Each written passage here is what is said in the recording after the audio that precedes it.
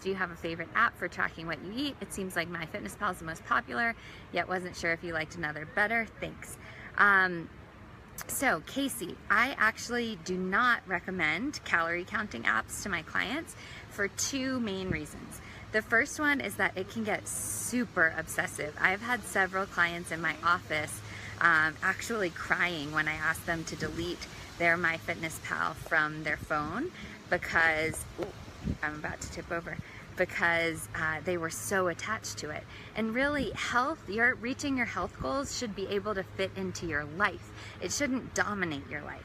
If you are at the point where you cannot eat anything without putting it into your phone really quickly, that's not the lifestyle that I want you to live. I want you to live a happy, healthy, balanced lifestyle and be thinking about your health, but not to be obsessed about it. And Casey, I'm certainly not saying you are obsessed about it. I have no idea if you've ever used these before or not. I'm just telling you about my experiences with some of my clients before. So that's number one, is that it can get super obsessive. The second reason I don't support calorie counting apps for my clients is that it encourages you to make decisions only based on calories and not on what is important for you. So on MyFitnessPal or any of the other ones, you'll see the big number of this is how many calories you have left in the day. And if this is how you're making your decisions, basically you make poor decisions throughout the day. So I'll give you two examples. One example is I've had an active day, my metabolism's really revving, maybe that's better, my metabolism's really revving, and I've eaten great healthy foods throughout the day, but at the end of the day I'm still genuinely hungry, but I only have 50 calories left, so I can eat 2 Hershey Kisses, but I can't eat an apple. Something like that is completely ridiculous. You know that the apple would be a healthier decision for you, but if you're only focused on the calories, you might choose the Hershey Kisses instead of the apple. The other example is, okay, I've fueled my body really well and I'm actually not hungry at the end of the day, but I have 300 calories left over. So I'm gonna dive into a brownie sundae.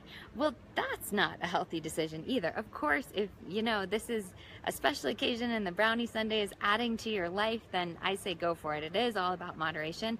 But on a daily basis, depending on your goals, a brownie sundae probably doesn't fit into your goals. So just because you have those extra calories left, I don't want you to choose that. Those are the ways that I see people make poor decisions based on calories. The other thing is that I believe quality is way more important than calories. So I probably eat more calories than someone might recommend depending on your goals, but the quality of my calories is really, really high, and I feel great with that, and I see that most of my clients feel great on that too. And MyFitnessPal or any of the other ones don't measure the quality of your calories.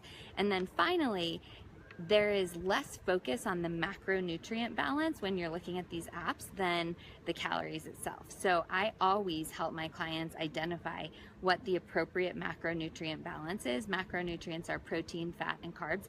If they are using these trackers, I really want them to pay more attention to that as opposed to just the calorie number, because you could eat, 1,500 calories of all sugar and feel like junk and not get the results you want and not look good and not feel good, but according to MyFitnessPal, you're still doing the right thing. Okay, so now that I've totally bashed them, I will tell you a couple ways why it is helpful.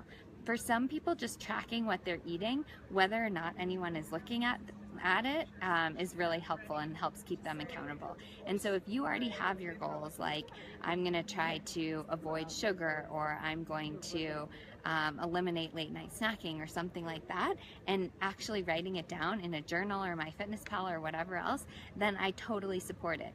Or if you're working with a health professional, like with several of my clients, I'm monitoring their MyFitnessPal entries, so I help them not pay attention to the overall calories, but really the quality and the macronutrient balance, then that's fine with me too.